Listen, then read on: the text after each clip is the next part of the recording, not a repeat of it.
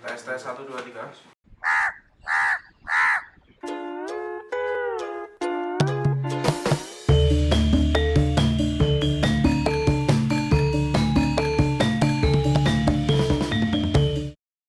Halo Lur, selamat datang di Balakala.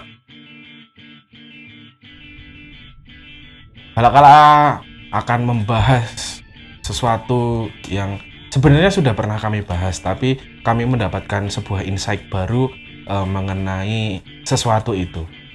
Kita sudah pernah membahas berantas. Di video awal. Iya, video awal. Ya, sebelum Episode pertama-tama kita bahasnya berantas terus ya. Iya, berantas. Iya. Dan Satu episode jadi 2 part. Dan karena berantas ini tidak habis sampai di situ. Maka dari itu kami akan membahas sesuatu yang cukup baru, yang cukup informatif dan nggak semua orang mungkin tahu tentang informasi ini ya. Mungkin bisa menjawab beberapa fenomena yang ada sekarang. Nah, temuan arkeologi yang masih ya. Mau tahu apa? Sekarang langsung aja kita bahas.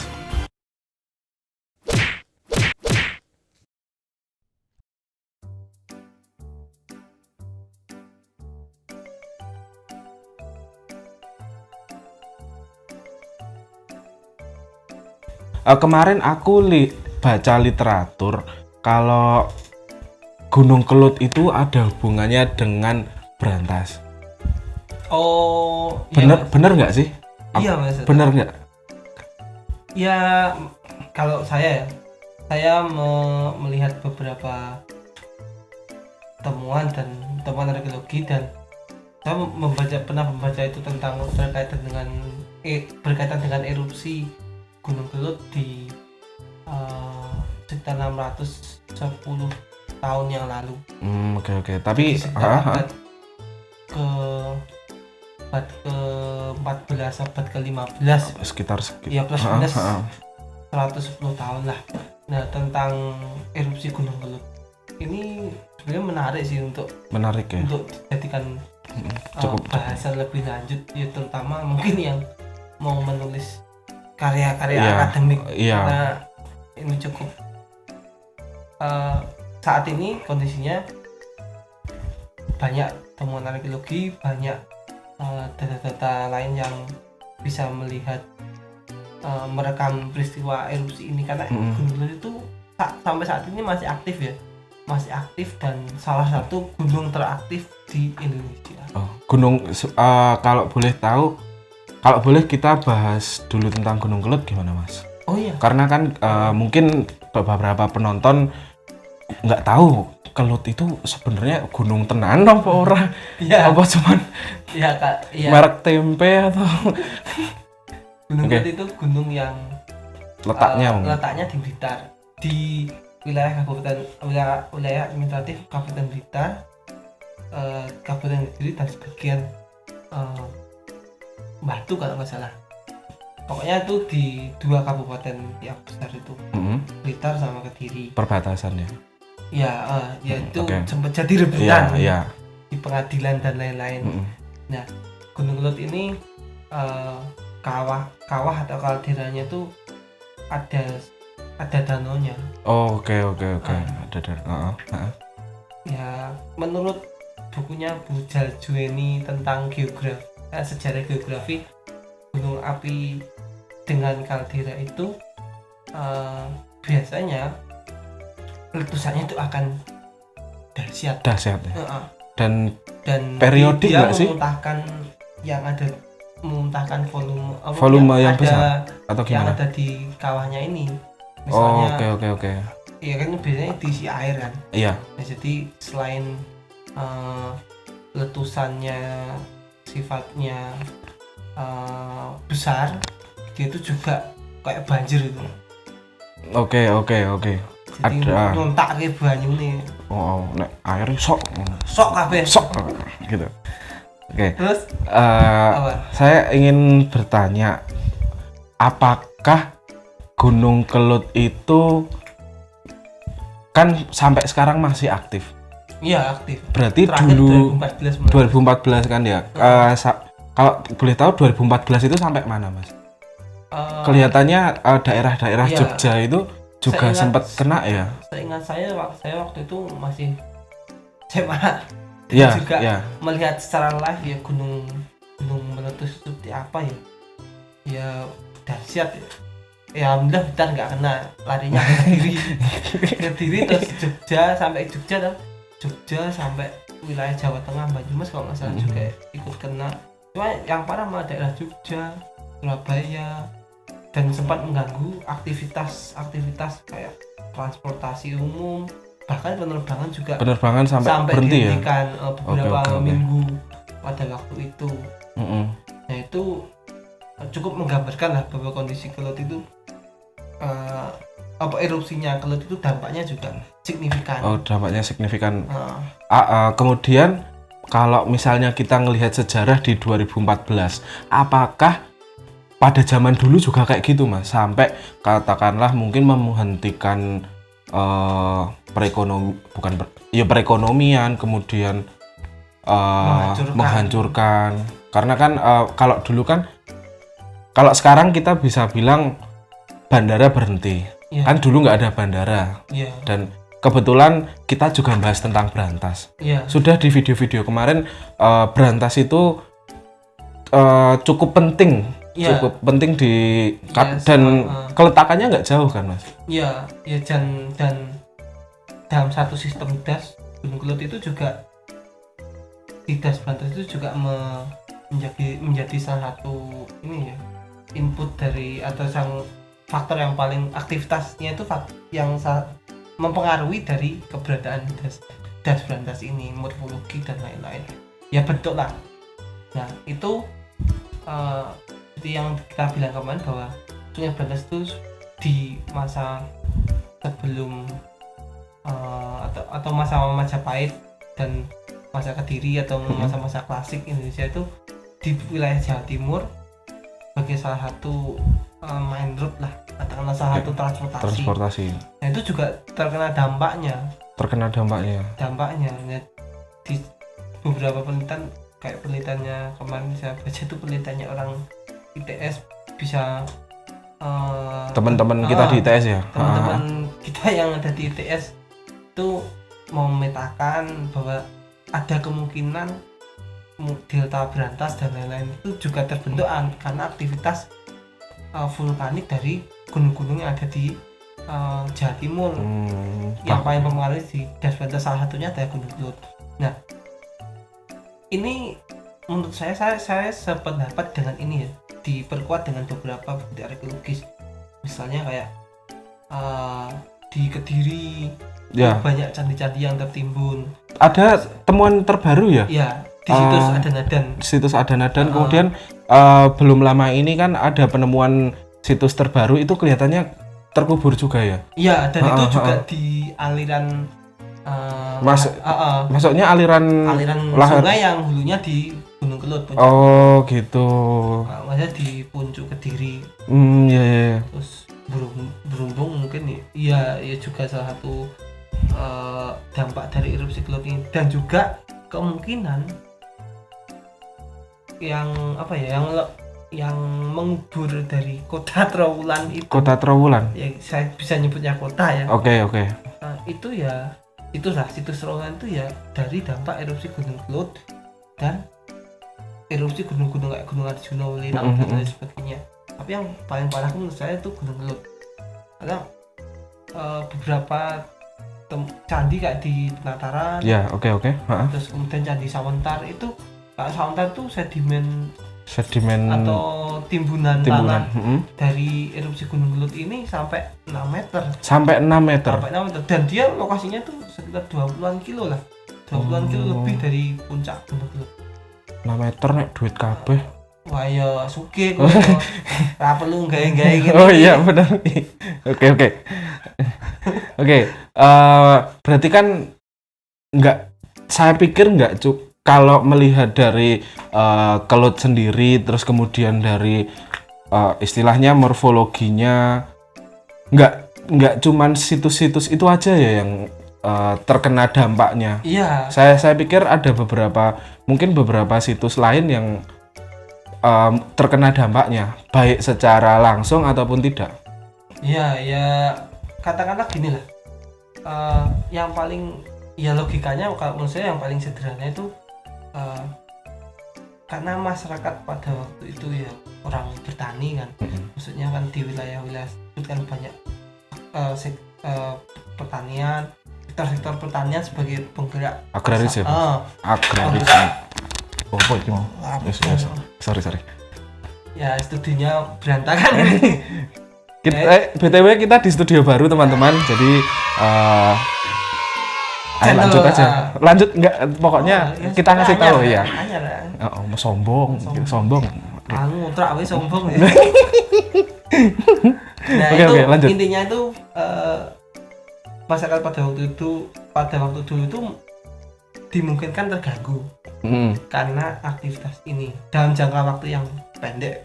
Ya, pendek itu nggak sampai 1000 tahun lah. Ya. Katakanlah pada masa itu kan mungkin berpengaruh pada musim tanam, tanamannya juga, lahannya juga mungkin terjadi kerusakan. Karena berkaca pada pengalaman ya, letusan Gunung Kelud tahun 1960-an itu kata simbah saya. Oke, kata Mbah Sinten. Iya, simbah saya. Oh, oke. Ceplok dong. Hati-hati dong. Larang kui. Lanjut. Ya itu lahar dari Gunung Kelud ini itu bisa menerjang 200 meter hingga 500 meter dari badan sungai. Rumah mbah saya itu hampir 600 meter di Blitar, itu 600 meter dari badan sungai Kali Loksor. Itu aliran lahar dingin. Nah itu aliran lahar dingin bisa menerjang kayak gitu dan merusak lahan pertanian dan lain-lain. Nah mungkin pada waktu dulu itu bisa lebih masif lagi. Gila lagi ya? Ya nggak gila, lebih besar lagi. Nah ini dengan pendapat ini saya setuju sih, dengan analogi ini saya setuju, dan itu merusak sektor-sektor pertanian. Dan itu sampai dicatat ya kalau nggak salah di Pararaton itu dicatat tahun 1200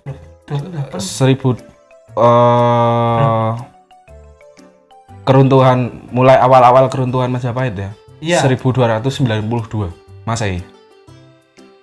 Sekitar awal-awal sih, itu awal-awal. Mulai hegemoninya mulai turun. Ya pokoknya di awal-awal mulai turun. Saya kurang lupa ya pastinya tahunnya, tapi itu dicatat di Kitab Pararaton bahwa terjadi letusan gunung. Ya, nanti bisa dicari.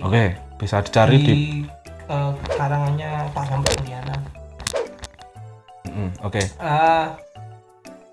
Ini dampaknya itu sebetulnya kalau saya lihat itu luas, terutama dari segi perdagangan. Terutama atau bukan perdagangan, jalur pelayaran. Mungkin terjadi perubahan aliran sungai dan banjir. Banjir inilah yang sangat dimungkinkan. Banjir karena salah satunya mungkin dari perubahan morfologi. Bukan morfologi, tapi bukan. Lahar ini kan air lahar kan turun ke sungai. Iya, turun ke sungai. Yang hulunya itu di Gunung Kelud. Terus hilirnya dia muaranya di Berantas.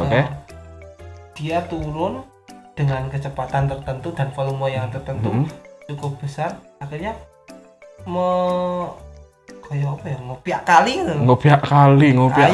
bahasa Indonesia dengan kecepatan bles. Sulit dijelaskan. Pokoknya ini.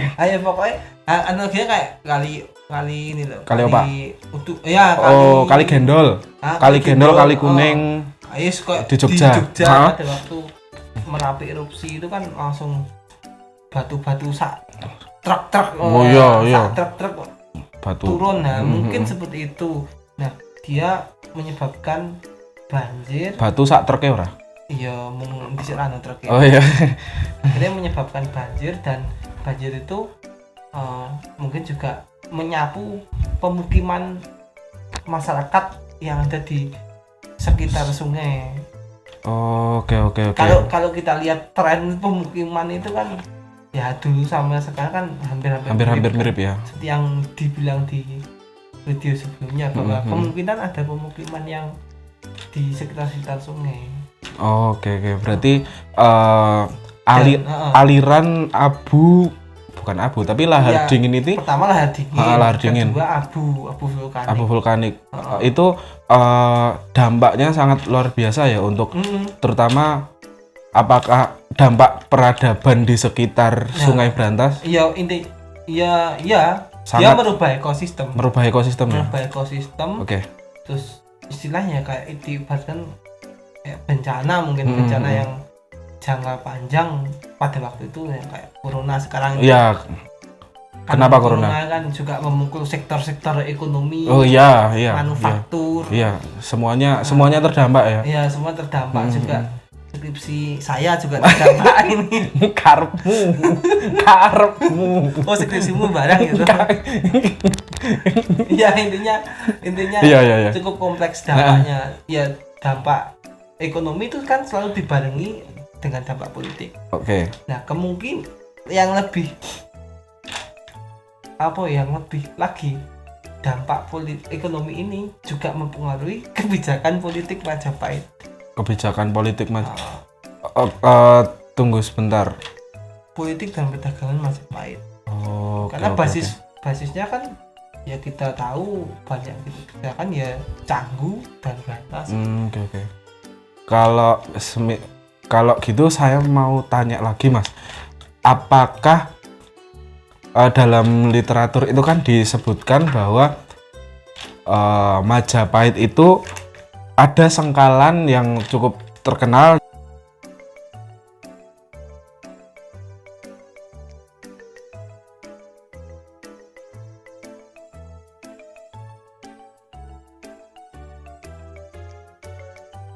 yaitu Sirna Ilang Kertaning Bumi.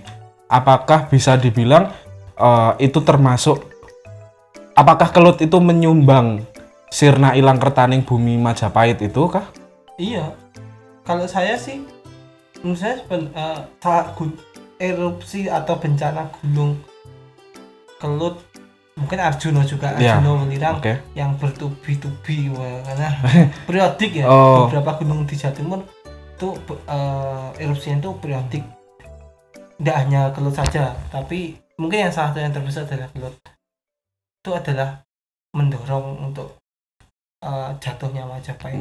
Karena Sirna Ilang Kertaning Bumi, Sirna itu hilang Kertaning Bumi kan ada hubungannya dengan bumi. Aktivitas bumi mungkin. Ya pokoknya untuk saya itu ada hubungan erat. Itulah kembali ke ekonomi. Ketika ekonomi terganggu, politik tidak stabil, keadaan sosial pun juga pasti berkecamuk. Iya, keadaan sosial nggak stabil juga. Pasti bencana. Beberapa bencana yang terjadi akan mendorong kehancuran yang lebih jauh lagi. Nah, mungkin Sirna Ilang Kertaning Bumi itu oleh sang pembuat dulu nggak hanya dimaknai, karena sengkalan itu kan juga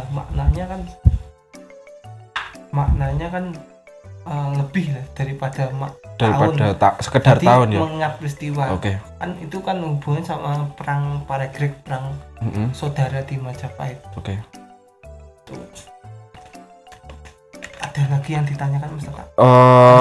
Erupsi Kelut. Saya sih sebenarnya lebih tertarik sama ini Mas, bener-bener dampaknya Kelut terhadap sistem sosial, sistem itu sebenarnya tadi kan kita sudah bahas, cuman kurang menekan itu apa? Iya, karena kan kalau sekarang kan bisa kita bilang corona, bener-bener katakanlah hidup enggan mati pun tak mau gitu loh. Iya. Jadi wes gelek apakah zaman dulu memang pada masa Kelut ini kan periodik. berarti memang apakah ada adaptasi terhadap kelut ataukah adaptasi terhadap bencana kelut atau memang ya udah wes ono kelut ya aku minggat. Contohnya kayak di Sambisari itu kan dia ada penghalang. Jadi yang pagar itu kan menghalangi. Jadi masyarakat itu melakukan adaptasi. Apakah masyarakat di sekitar kelut itu melakukan adaptasi juga atau? Ya, adaptasi ya dilihat dari bangunan atau tinggalan arkeologisnya, ya Mas. Ya, terutama dengan orang-orang yang berada di sekitar Brantas. Kalau menurut saya adaptasinya itu cenderung ke ini. Gak sulit juga menjelaskannya itu karena harus melihat beberapa apa ya model-model tinggalan arkeologi khususnya masa klasik abad ke-8 sampai 15 ya. Di yang saya ketahui pasti itu mungkin penggunaan batunya itu tidak dalam bentuk balok-balok yang besar. Kalau blok-blok batu tidak. Ya blok-bloknya itu kecil. Dan itu menurutku cenderung ke selain efisiensi ya itu karena band ini ketika terkena kan kalau erupsi gunung itu kan disertai gempa. Iya. Gempa tektonik ya. Gempa tektonik dan besar. Nah akhirnya mereka ya menyiasati dengan itu. Itu satu. Yang kedua, setahu saya di sekeliling kelut itu banyak ditemukan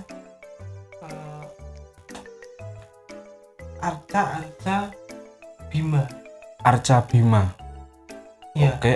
Apakah memang itu ada hubungannya dengan? Apakah Bima memang berhubungan dengan kebencanaan kah atau? Ini perlu diteliti lebih lanjut, tapi yang saya baca dan saya ketahui Bima itu adalah salah satu wujud penjelmaan dari Siwa yang disembah. Jadi ketika manusia itu menyembah dewa Siwa, perwujudan yang turun ke bumi itu adalah Bima. Nah, Bima ini di kemunculannya itu juga di abad-abad 14, abad 15. Kalau Pak Agus Haris Munandar menafsirkan ini sebagai salah satu perwujudan Gajah Mada dan lain-lain. Tapi kalau saya melihat dari aspek mitologinya itu menarik untuk dikaji. Kan kalau orang menyembah Tuhannya itu kan berarti kan ada satu tanda bahaya yang mungkin besar. Iya. Dan itu temuan yang ingin didamaikan ya istilahnya. Bima itu banyak ditemukan di sepanjang di lereng Kelut ini. Lereng Kelut, khususnya itu dikumpulkan di Museum Penataran. Museum Penataran. Jadi teman-teman kalau misalnya mau lihat arca Bima bisa ke Museum Penataran. Kalau mampir di Candi Penataran sekalian mampir di Museum Penataran itu banyak arca-arca yang antik, unik dan menurut saya penting untuk dilihat. Nah ini terkait sampai saat ini belum ada yang menafsirkan ini sih. Terkait sama Kelut ini atau memang apakah memang adaptasi masyarakat? Ya, mungkin adaptasi spiritual. Iya, dari aspek spiritual. Aspek spiritual ya. Kayak situs di Candi Wiringin Brajang itu selain sifatnya untuk pemujaan dan pengajaran. Mungkin ada aspek spiritual yang dibangun kan pada waktu itu kan belum mengenal seismograf. Oh ya, belum. Mungkin dari tanda-tanda gaib. Hadir. 5 skala Richter. Oke. Nah, mungkin telu iki. Mungkin itu. Kalau saya sih. Tapi dilihat dari itu tadi beberapa arca dan di saya nemu di Candi Selah Kencong itu, tapi ini nggak kelut ya, di Bukan. sebelahnya di Gunung Kawi itu untuk pensucian dan lain-lain. Dan itu mungkin ada satu keterkaitan, mungkin ada satu dalam keterkaitan model yang sama. Iya, untuk berdamai Ya dengan itu perlu ditelaah lebih lanjut, mungkin berdamai. ada yang mau mengerjakan skripsi itu. Silakan, monggo. Saya kasih temanya. Silakan, monggo, silakan. Saya Jadi persilakan. itu bentuk adaptasi yang secara tidak langsung untuk menenangkan Iya. menenangkan bumi istilahnya, mungkin seperti itu kata. Tapi kalau untuk membuat seperti konstruksi saat ini tanggul dan lain-lain itu menurut saya sampai sejauh ini belum ditemukan. Sampai sejauh ini belum ditemukan. Paling cuma Prasasti Harinjing yang mengatakan membendung sungai itu aja, tapi fiturnya itu sekarang juga sudah nggak kelihatan lagi. Menurut skripsi teman saya itu. Menurut penelitian terbaru. Penelitian terbaru paling baru. Itu tidak ditemukan, belum, nggak tahu sekarang bergeser. Tidak. Berarti mungkin dulu orang-orang yang berada di sekitar Brantas yang aliran utama maupun di subdasnya, maksudnya di daerah alirannya itu belum ada potensi. Mungkin mereka sudah memodifikasi ya. Memodifikasi untuk beradaptasi terhadap lingkungan yang, karena kan kelut ini periodik ya kalau nggak salah periodik. Jadi letusan sebelum tahun 1900 itu periodenya 60 tahun sampai 65 tahun sekali. Sekitar segitu. Nah, setelah itu pasnya piro Mas? 70? Enggak, itu sulit dipastikan. Menurut penelitian PVMBG-nya itu sulit dipastikan. Seperti itu. Oke, kalau begitu saya sangat tercerahkan sesi kali ini mengenai, karena ini informasi baru, karena kadang kelut itu kan gunung, sedangkan Brantas itu kan sungai. Ya kadang memang orang mikir nggak ada kaitannya. Iya, kadang orang mikir nggak ada kaitannya, padahal kan air itu kan hulunya dari mata air kan ya? Iya, mata airnya dari gunung. Gunung kan? Tetap, gitu. Ini satu sistem ya, satu sistem yang saling mempengaruhi. Oke. Kalau saya sih sudah oke. Jenengan gimana? Deal? Ya kalau saya sih deal. Oh iya. Orang kita kerja gratis ya. Kerja sosial. Kerja sosial. Oke. Mungkin langsung ke kesimpulan aja Mas. Ya intinya Gunung Kelut ini sebagai salah satu masuk dalam sistem das Brantas ini, setiap aktivitas vulkaniknya itu sangat mempengaruhi dari unsur-unsur yang ada di dalamnya. Salah satunya adalah manusia dan aktivitas budaya yang terjadi di dalamnya. Banyak kasus, banyak kejadian dari dulu sampai sekarang yang membuktikan bahwa alam ini akan selalu membentuk sikap adaptif manusia, baik dari sisi spiritual maupun teknologi dan lain sebagainya. Jadi akan membentuk satu budaya baru dalam satu komunitas masyarakat. Itu. Ya, sangat luar biasa sesi kali ini. Orang umum. bukan. Oh, cekel polisi tuh. Iya. Yes. Mungkin gitu aja teman-teman. Terima kasih banyak udah nonton sampai detik ini. Ya. Terima kasih. Terima kasih banyak. Sese. Sampai jumpa di kesempatan lain kali dengan bahasan-bahasan yang sangat-sangat menarik lainnya. Mungkin kalau ada yang ditanyakan atau ada materi yang mau ditanyakan, bisa kontak di official akun di bawah ini. Di bawah ini, oke? Ya. Mungkin itu aja ya Mas Niam ya. Saya Niam. Saya Tata. Kami ben kayak apa jenenge wali kota lho tuh. Ojo tuh corona. Oh ya wis. Ngene ben kayak wali kota lho. Saya Tata. Saya Niam. Kami undur diri. Ya undur.